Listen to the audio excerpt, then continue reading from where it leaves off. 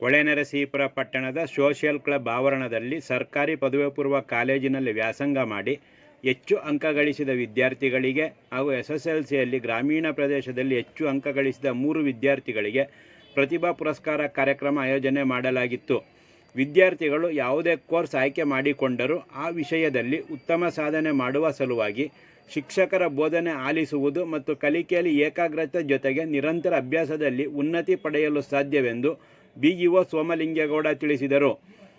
ಪ್ರತಿಭಾ ಪುರಸ್ಕಾರ ಕಾರ್ಯಕ್ರಮ ಉದ್ಘಾಟಿಸಿ ಮಾತನಾಡಿದ ಅವರು, ಅಧ್ಯಯನ ವಿಷಯದ ಆಯ್ಕೆ ನಿಮ್ಮ ಇಷ್ಟಕ್ಕೆ ಬಿಟ್ಟ ವಿಚಾರ. ಆದರೆ ನಂತರದಲ್ಲಿ ವಿಷಯವನ್ನು ಅರ್ಥೈಸಿಕೊಂಡು ಹೆಚ್ಚಿನ ಅಂಕ ಪಡೆಯಬೇಕಿದೆ. ಓದಿಗೆ ಅಡ್ಡಿಯಾಗುವ ಯಾವುದೇ ವಿಚಾರಗಳಿಂದ ವಿದ್ಯಾರ್ಥಿಗಳು ದೂರ ಉಳಿಯಬೇಕು. ಹೆಚ್ಚಿನ ಮನೋಬಲ ಇದ್ದವರಿಗೆ ವಿದ್ಯೆ ಸುಲಭ ಸಾಧನೆಯಾಗುತ್ತದೆ. ವಿದ್ಯೆ, ಕೌಶಲ್ಯತೆ ಇವುಗಳನ್ನು ಆಧರಿಸಿಯೇ ಉದ್ಯೋಗ ಪ್ರಾಪ್ತಿಯಾಗುವ ಕಾರಣ ಹೆಚ್ಚಿನ ಸಾಧನೆ ಮತ್ತು ಜ್ಞಾನ ಅತ್ಯಗತ್ಯ ಎಂದು ತಿಳಿಸಿದರು. ಸರ್ಕಾರಿ ಬಾಲಕಿಯರ ಪದವಿ ಪೂರ್ವ ಕಾಲೇಜಿನ ಕನ್ನಡ ಉಪನ್ಯಾಸಕ ರವಿ RN ಪ್ರಧಾನ ಭಾಷಣಕಾರರಾಗಿ ಮಾತನಾಡಿ, ಸಾಮಾನ್ಯ ಜ್ಞಾನದ ವೃದ್ಧಿಗಾಗಿ ದಿನಪತ್ರಿಕೆ ಓದುವ ಅಭ್ಯಾಸ ಅತಿ ಮುಖ್ಯವೆಂದು ತಿಳಿಸಿ ವಿದ್ಯಾರ್ಥಿಗಳಿಗೆ ಉಪಯುಕ್ತ ಮಾಹಿತಿ ಹಾಗೂ ಅಗತ್ಯ ಸಲಹೆ ನೀಡಿದರು.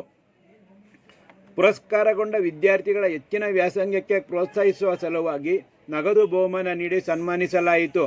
ಸೋಷಿಯಲ್ ಕ್ಲಬ್ ಅಧ್ಯಕ್ಷರಾದ KM ಹೊನ್ನಪ್ಪಗೌಡ, ಮಾಜಿ ಅಧ್ಯಕ್ಷ ಪದ್ಮರಾಜ್, ಕಾರ್ಯದರ್ಶಿ ಶಂಕರನಾರಾಯಣ ಐತಾಳ್, ಮಳ್ಳಿ ಸರ್ಕಾರಿ ಪದವಿ ಪೂರ್ವ ಕಾಲೇಜಿನ ಪ್ರಾಂಶುಪಾಲೆ ಪಂಕಜ ಹಾಗೂ ಸರ್ಕಾರಿ ಬಾಲಕಿಯರ ಪದವಿ ಪೂರ್ವ ಕಾಲೇಜಿನ ಪ್ರಾಂಶುಪಾಲ ದೇವರಾಜ್ ಹಾಗೂ ಇತರರು ಕಾರ್ಯಕ್ರಮದಲ್ಲಿ ಉಪಸ್ಥಿತರಿದ್ದರು.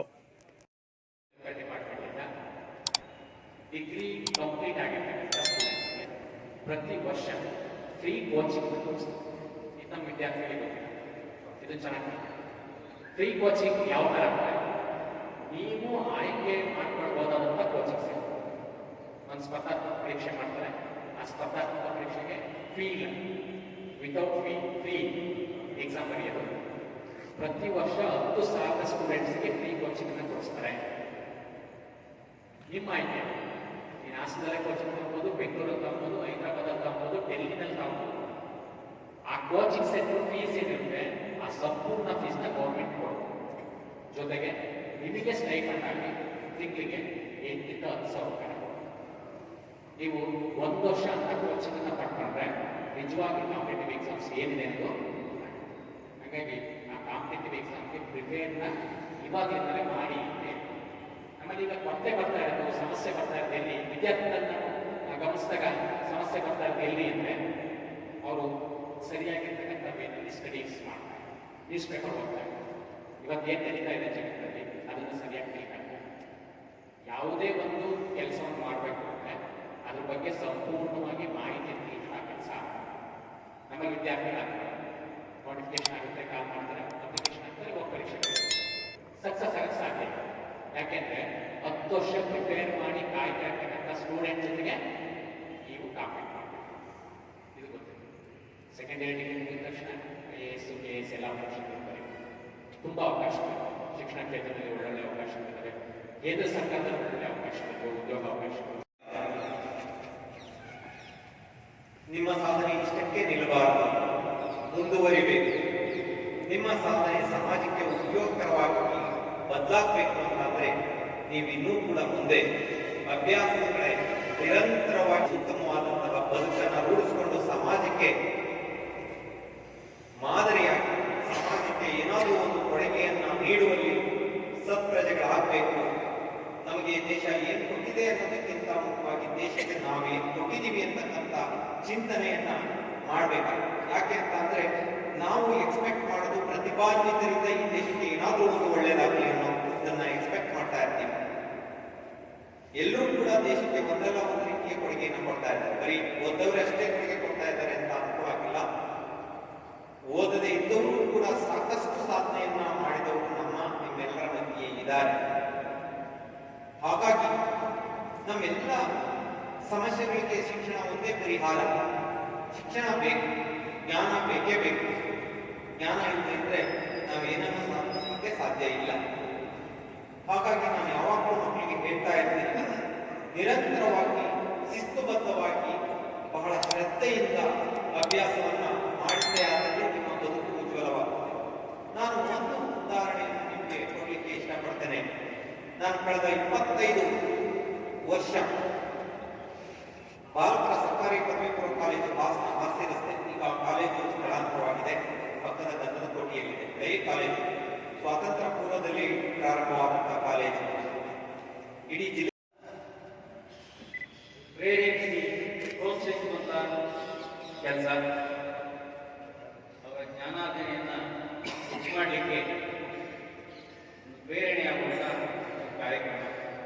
ಹಾಗೆ ರಾಷ್ಟ್ರೀಯ ಹಬ್ಬಗಳಲ್ಲಿ ಮಕ್ಕಳಿಗೆ, ಶಾಲಾ ಮಕ್ಕಳಿಗೆಲ್ಲ ತಿಂಡಿ ವ್ಯವಸ್ಥೆಯನ್ನ, ಬೇರೆ ಬೇರೆ ಕಲ್ಚರಲ್ ಆಕ್ಟಿವಿಟೀಸ್ ಸಂಬಂಧಪಟ್ಟ ಹಾಗೆ ಪ್ರೋತ್ಸಾಹ, ಸಹಕಾರವನ್ನ, ಸಹಾಯವನ್ನು ವಿವಿಧ ಕಾರ್ಯಕ್ರಮಗಳಿಗೆ ನೀಡ್ತವೆ.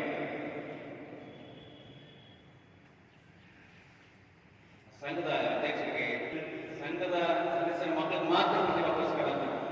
ಆದರೆ ಕ್ಲಬ್ನ ಸದಸ್ಯರ ಮಕ್ಕಳು ಬಹಳ ಸಂಖ್ಯೆ ಬೇಡ. ಆದರೆ ಉಳಿದೆಲ್ಲ ಮಕ್ಕಳು ನಮ್ಮ ತಾಲೂಕಿನಲ್ಲಿ ಸರ್ಕಾರಿ ಶಾಲೆ ಆಗಲಿ, ಅನುದಾನಿತ ಶಾಲೆ ಆಗಲಿ, ಅನುದಾನ ರಹಿತ ಶಾಲೆ, ಈ ಶಾಲೆಗಳಲ್ಲಿ, ಕಾಲೇಜುಗಳಲ್ಲಿ ವ್ಯಾಸಂಗ ಮಾಡಿ 23-24 ಸಾಲ ಹೆಚ್ಚು ಅಂತ ಪಡೆದಂಥ ಟಾಪರ್ಸ್ ಅಂತ ಕೂರಿಸ್ಕೊಂಡಂಥ ಮಕ್ಕಳಿಗೆ ಒಂದು ಪುರಸ್ಕಾರ ಮಾಡ್ತಾರೆ.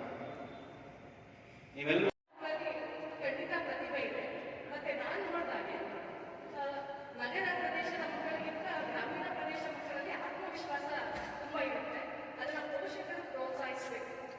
ಅದರಲ್ಲೂ ಕೂಡ ಇಷ್ಟು ದಿನ ಏನು ಈ ಒಂದು ವೃತ್ತಿಯಲ್ಲಿ ಬಂದಿದ್ದೀನೋ ಆ ವೃತ್ತಿಯಲ್ಲಿ ನಾನು ಗಮನಿಸಿದಾಗ ಹೆಚ್ಚು ಹೆಣ್ಮಕ್ಳಿಗೆ ಪೋಷಕರನ್ನ ಕರೆದು ಕೂಡ ಹೇಳಿದ್ದೀನಿ, ಅವರಲ್ಲಿ ಹೆಚ್ಚು ಪ್ರತಿಭೆ ಇರುತ್ತೆ. ಅವ್ರಿಗೆ ಏನೋ ಕಾರಣಗಳಿರುತ್ತೆ. ಅರ್ಥಕ್ಕೆ PUC ಮುಗಿಸಿರ್ತಾರೆ, PUC ಮುಗಿದ ತಕ್ಷಣ ಮದುವೆ ಮಾಡ್ತಕ್ಕಂಥದ್ದು, ಅಥವಾ ಡಿಗ್ರಿ ಒಂದು 2 ವರ್ಷ ಹೋಗಿರ್ತಾರೆ, ಮದುವೆ ಮಾಡ್ತಕ್ಕಂಥದ್ದು ಬೇಡ. ಆ ಮಕ್ಕಳಲ್ಲಿ ನಿಜವಾಗ್ಲೂ ಕೂಡ ಪ್ರತಿಭೆ ಇದೆ. ಆ ಮಕ್ಕಳನ್ನ ಪ್ರೋತ್ಸಾಹಿಸಿ. ನಿಮ್ಗೆ ಅವ್ರಿಗೆ ಏನು ಹೇಳ್ಕೊಡ್ಲಿಕ್ಕೆ ಬರಲಿಲ್ಲ, ಮಾರ್ಗದರ್ಶನ ಕೊಡಕ್ಕಾಗಲಿಲ್ಲ ಅಂದ್ರೂ ಕೂಡ ಏನು ಶಾಲಾ ಕಾಲೇಜಿನಲ್ಲಿ ಓದಿರ್ತಾರೋ ಆ ಮಕ್ಕಳು ಆ ಶಿಕ್ಷಕರನ್ನ ಅಥವಾ ಗುರು ಹಿರಿಯರನ್ನ ಕೇಳಿದ್ರೆ ಅವ್ರಿಗೆ ಮಾರ್ಗದರ್ಶನ ಖಂಡಿತ ಸಿಗುತ್ತೆ. ಮತ್ತೆ ರವಿ ಸರ್ ಹೇಳಿದ್ರು, ಇಂದಿನ ಯುಗವನ್ನು ನಾವು ಸ್ಪರ್ಧಾ ಯುಗ ಅಂತ ಕರಿತೀವಿ. ಇವತ್ತು ಯಾವುದೇ ಮಾಸ್ಟರ್ ಅವರಿಗೆ ಉದ್ಯೋಗವನ್ನ ತಂದುಕೊಡಲ್ಲ. ಅವ್ರೇನ್ ಮಾಡ್ಬೇಕು, ಈ ಸ್ಪರ್ಧಾತ್ಮಕ ಪರೀಕ್ಷೆಗಳಿಗೆ ಸಿದ್ಧತೆಯನ್ನ ನಡೆಸಬೇಕು. ಅದಕ್ಕೆ ಮುಖ್ಯವಾಗಿ ಪೋಷಕರ ಪ್ರೋತ್ಸಾಹ ಮಕ್ಕಳಿಗೆ ಬೇಕು. ದಯವಿಟ್ಟು ಆ ಹೆಣ್ಣು ಮಕ್ಕಳನ್ನ, ಅವರಲ್ಲಿ ಪ್ರತಿಭೆ ಇದೆ, ನಾನು ಕರೆದು ಪೋಷಕರನ್ನ ವಿನಂತಿ ಕೂಡ ಮಾಡಿದ್ದೀನಿ, ಬೇಡ ಇಂಥ ನಿರ್ಧಾರವನ್ನು ನೀವು ತೆಗೆದುಕೊಳ್ಬೇಡಿ. ಪೋಷಕರು ಆ ಮಕ್ಕಳಿಗೆ ನೀವು ಪ್ರೋತ್ಸಾಹ, ಅವ್ರದೇನೋ ಸಮಸ್ಯೆ, ಏನೇನೋ ಸಮಸ್ಯೆಗಳೇ ಕೊಡ್ತಾರೆ. ಪ್ರತಿ ಸಮಸ್ಯೆಗೂ ಪರಿಹಾರ ಇದೆ. ಹೆಣ್ಮಕ್ಳನ್ನ 18 ವರ್ಷಕ್ಕೆ 20 ವರ್ಷಕ್ಕೆ ಮದುವೆ ಮಾಡ್ಬೇಕು ಅಂತಿಲ್ಲ.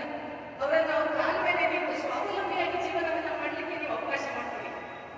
ಬಂದು ಹೇಳ್ತಾರೆ